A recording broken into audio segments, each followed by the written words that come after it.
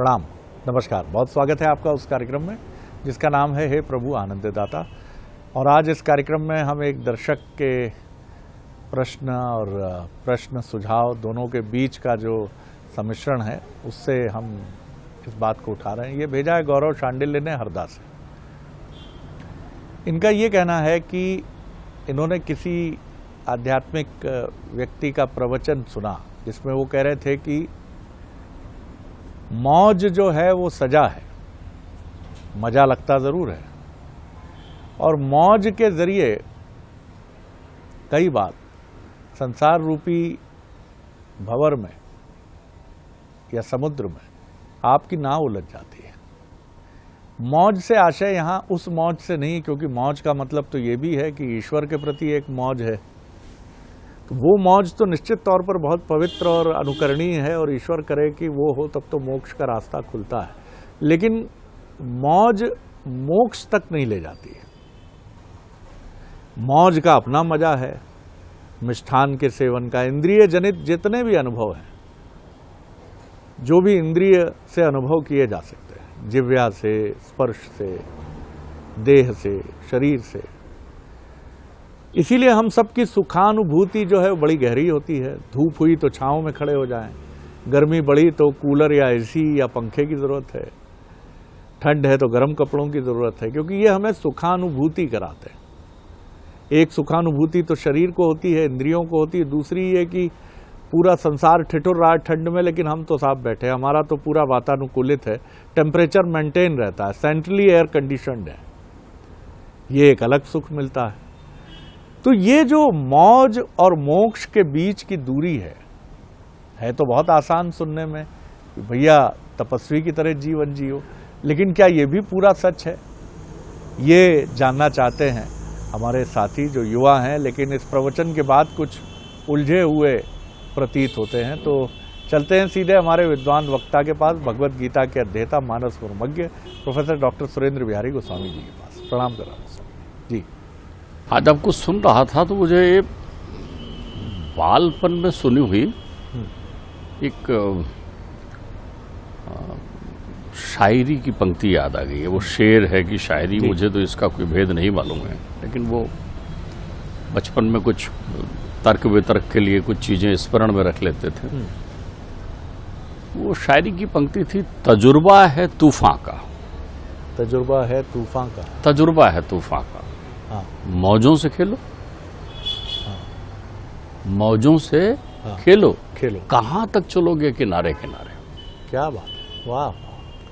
अब ये जो मौज मस्ती वाला मौज है और ये मौजों से खेलो का अर्थ दूसरा है।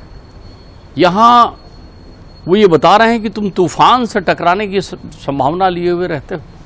तो ये जो भंवर जाल है संसार में, जो तरह तरह की समस्याओं के रूप में बवंडर तुम्हारे जीवन में आ रहा है, फिर उनसे खेलो ना, उनसे खेलो, डर के किनारे में मत लगो।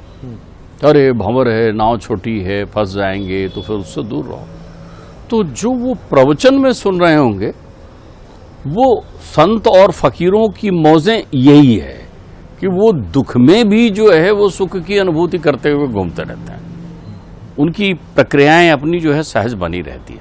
लेकिन जिस विषय पर आपने इस विषय को ढाला और मौज से मोक्ष के लिए आप एक संबंध बना रहे हैं, तो ध्यान रखिएगा, मौज मजा से निकला हुआ शब्द है, जिसमें आपको मजा आता है।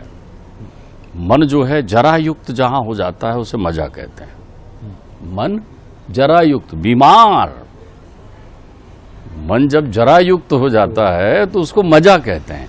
इसलिए आपको जो मजा आता है वो किसी के लिए सजा भी हो सकती है, ध्यान रखिएगा, कहावत में भी है। खुद आपके लिए आपको मजा, वो तो आपके लिए तो है ही, क्योंकि मन तो बीमार हो गया आपका।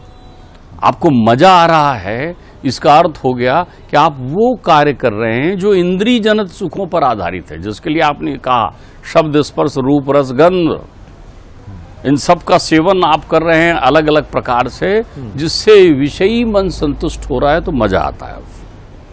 कई बार आप किसी को तकलीफ देकर, किसी को परेशान करके मजा आ जाता है, किसी को कष्ट में देखकर मजा आ जाता है। कई बार आप किसी को प्रतिकूल बातें कह के उसके दिल को दुखा कर कहते हैं वो तो मैंने मजा के लिए कह दिया था, यूं ही मजा आया कि नहीं आया। मजा मनोरंजन से भी जुड़ सकता है। आप मनोरंजन मजा करने के लिए भी जा सकते हैं। मजा आपको मद्यपान से भी आ सकता है, मजा आपको नशे में भी आ सकता है।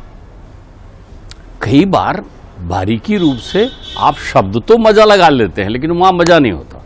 हो सकता है वहां आनंद होता हो, जिसके लिए आप मजा शब्द का ले आते हैं।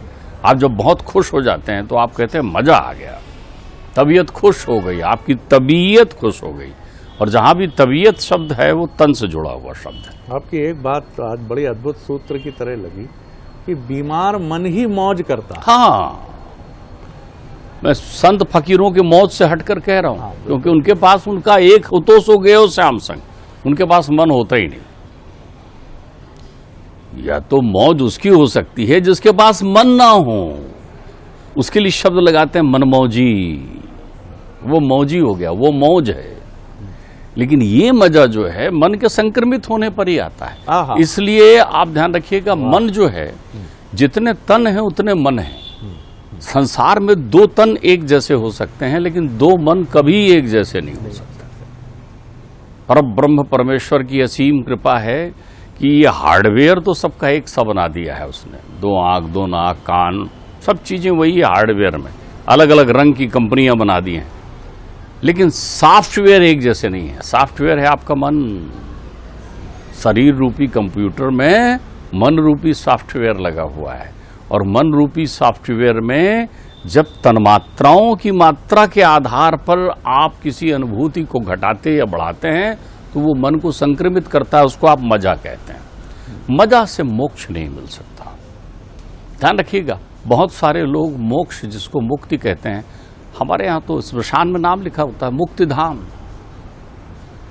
हमारे यहाँ स्मशान में एक नाम लिख देते हैं, उसका युक्तिपूर्ण नाम नहीं है, लेकिन उसका अर्थ ये होता है कि यहाँ आने के बाद ही मनुष्य मुक्त होकर अपने धाम को जाता है, इसलिए उसको मुक्ति धाम कह देते हैं। आप ध्यान रखिएगा, जबकि वो पंच तत्व में विलीन होने का स्थान है, स्मशान है। वहां शरीर जो है पंच तत्वों में विलीन होता है। जिसका जो होता है वो वहीं से वापस होता है, जिससे बनकर आया। 24 तत्वों से शरीर बना, 24 तत्व में से पंच तत्व प्रमुख हो गए, पंच तत्व अपन ने निकाल दिया, वो प्रक्रिया वहां होती। तो ये मुक्ति धाम वाली जो प्रक्रिया है, मुक्ति वाली, जिसको मोक्ष कह देते हैं, वो मजा से नहीं मिलता। तो सबसे पहले अपन समझ लें, क्या मुक्ति मरने के बाद ही मिलती है? बिल्कुल नहीं, बिल्कुल नहीं।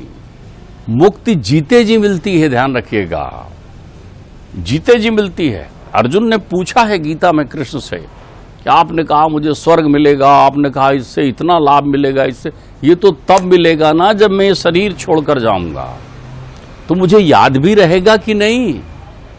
फिर मुझे क्या मालूम कि ये जाएगा कि नहीं? बाबा तुलसी ऐसी के लिए लिखते हैं, को जाने को जई है जमपुर, को सुरपुर पर धाम को, और तुलसी बहुत भलो लागे जगजीवन राम गुलाम को।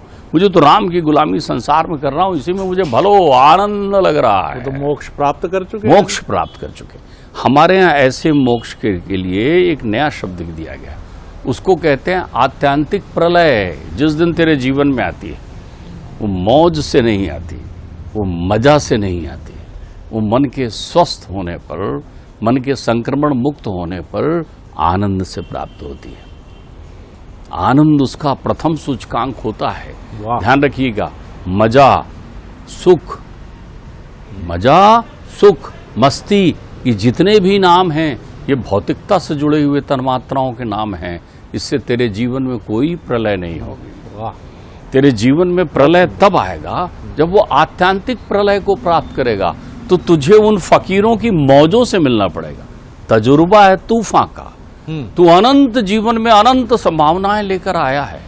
ध्यान रखिएगा, आपने कई बार कहा है, हम अपने मस्तिष्क को 5% जानते हैं, हम अपने शरीर की क्षमताओं को जानते ही नहीं हैं। हमने शरीर के चमत्कृत स्वरूप को नहीं देखा है कि वही शरीर है कि यदि हम आंख बंद करें और ध्यान धारणा से जागृत करें तो हमारे शरीर से निकलने वाली उन रोशनियों को हमने नहीं देखा है, उन कणों को हमने नहीं देखा है जो आत्मा के रहने का। अरे स्वराट है इसके भीतर, स्वयं प्रकाशमान। हम तो इतने बंधे हुए हैं अपने मौजों से कि लाइट गोल होने पर अंधेरा से हमें डर लगने लगता है, जबकि हमारे भीतर तो जो है, हम तो लाइट गोल, यानी दुनिया में अंधेरा ही है। ध्यान रखिएगा, दुनिया में अंधेरा है क्योंकि दुनिया मजा घर है। यहां एक दूसरे का मजा लेने ही लोग बैठे हैं। तुम्हें खुश देखा तो हम दुखी हो गए, तुम्हें दुखी देखा तो हम मजे में हो गए। मजे में है मतलब ये कि मस्ती है कि नहीं, मस्ती है मतलब मन के हिसाब से चल रहे हैं कि नहीं, मन के हिसाब से चल रहा है मतलब जीवन में कोई ताप नहीं है तुम्हारे हिसाब से, भौतिकता में।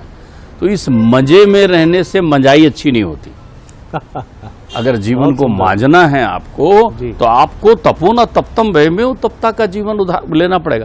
तो आत्यांतिक प्रलय होता है जिस दिन जीते जी आप जान जाते हो कि मजा से मोक्ष नहीं मिल सकता, मजा से मोक्ष नहीं मिल सकता। मुक्ति का अर्थ होता है बंधन मुक्त हो जाना, मजा का अर्थ होता है वासनाओं के बंधन का एकत्रीकरण हो जाना, उसमें फंस जाना, उसमें उलझ जाना। तो जब आप जान लेते हो कि हम ये सारे बंधन है मेरे जीवन के, आप कभी भी एक दिन तो प्रयास करें, कम से कम महीने में एक दिन निश्चित कर दें कि उस दिन वीतरागी भाव से परिवार के और संबंधियों को देखना शुरू करें। क्या कभी आपने ये परिकल्पना की है? हमारे तो बड़े गहरे अभ्यास बाबूजी बताते थे। बाबूजी हमको बोलते थे, हम एक स्थान पर पिताजी के साथ गए जहाँ अंतिम यात्रा की तैयारी चल रही थी, तो वहाँ नाक में रुई डाल करके और लेटे हुए वो वृद्ध व्यक्ति को मैंने देखा तो मैं थोड़ा घबराया, पहली बार इतने करीब से देख रहा था। तो पिताजी ने मुझे कहा, बेटा प्रणाम करो, परिक्रमा कराई, प्रणाम किया। बोले बेटा ऐसे ही जब मैं देह त्यागूंगा तो तुम्हें मेरे नाक में ही लगाना होगा, मुंह बंद करना होगा, हो सकता है मेरी आंखें खुली रह जाएं पंच तत्व में जाते समय। और बोली ये सबके साथ होगा जीवन में, ये जीवन का परम सत्य है। तो एक दिन तो आप कल्पना करके देखिए कि आपके नाक में रुई लगी हुई है, मजा मौज में बदल जाएगा, मुक्ति का मार्ग प्रशस्त हो जाएगा।